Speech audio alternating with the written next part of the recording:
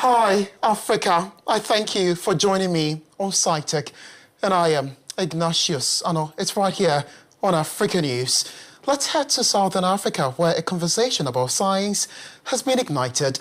The goal is simple: get scientists and citizens of the continent to show real commitment to science and impact the lives of people. I was offered a grant by the South African government as an international media representative for the 4th edition of the Science Forum South Africa in Pretoria. Now, thousands of people, including scientists, policymakers and students from Africa and around the world, gathered to open up discussion on the 4th Industrial Revolution. So, what is the 4th Industrial Revolution? It is simply the digital revolution sweeping the world today. It includes artificial intelligence, robotization, blockchain, 3D printing, among others. So, for example, experts think that machines will do a great deal of work in the future. But where does this leave human beings, and what should we prepare for? Also, if people lose their jobs, who will patronize the services of these AIs when fewer people have the purchasing power? And can producers of these machines survive? Professor Chelide Mawala is Vice Chancellor of the University of Johannesburg. We need to understand the technology, and we need to collect our own data. Not just collect our own data, but we need to protect our own data. We need to regulate the utilization of our data. Because in the 4th Industrial Revolution, data is the new oil. And if we are not collecting our own data and somebody else is collecting our own data, we are going to be used to advance other people's financial interest at our expense.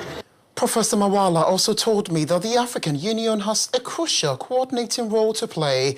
The AU Commissioner for Human Resources, Science and Technology assured the Union is already on the move. Science, technology, innovation, we cannot negotiate it. We must make sure that we speak the words, act the works, and walk the talk. And now it is back to governments. Governments need to make sure that they implement the policies. And like I said, we have enough policies, we have enough strategies. But what we don't have going is the implementation. And this has to go with the political will. When the political will goes with the vision for science, technology, and innovation, then definitely that transformation of the Africa we want can be achieved. On the sidelines of the Science Forum South Africa was the 11th general meeting of the African Academy of Science.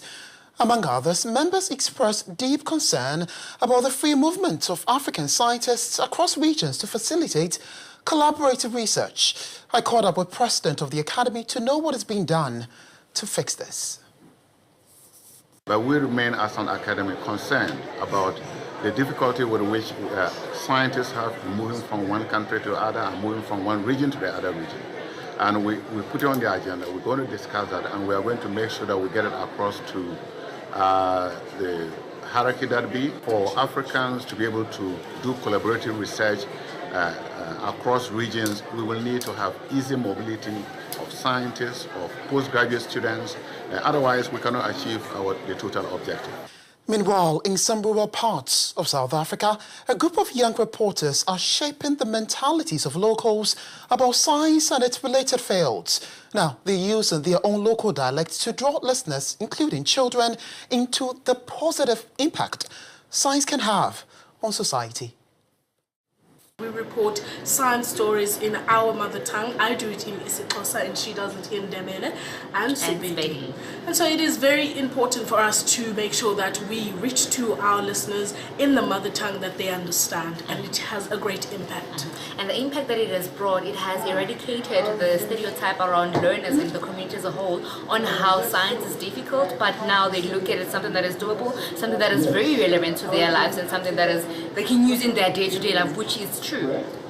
Now, the African Union used the forum to launch Callistus Juma Dialogue in memory of Professor Juma, a Kenyan Harvard Kennedy School professor, to develop a culture of science and technology among Africans now also present at the Science Forum South Africa, where international partners, including representatives of the European Union Commission and the United Nations. And that's all I have for you on SciTech this week. I am Ignatius Ano. Let the conversation continue on Twitter. Follow me at Ignatius Ano. I thank you for watching and goodbye.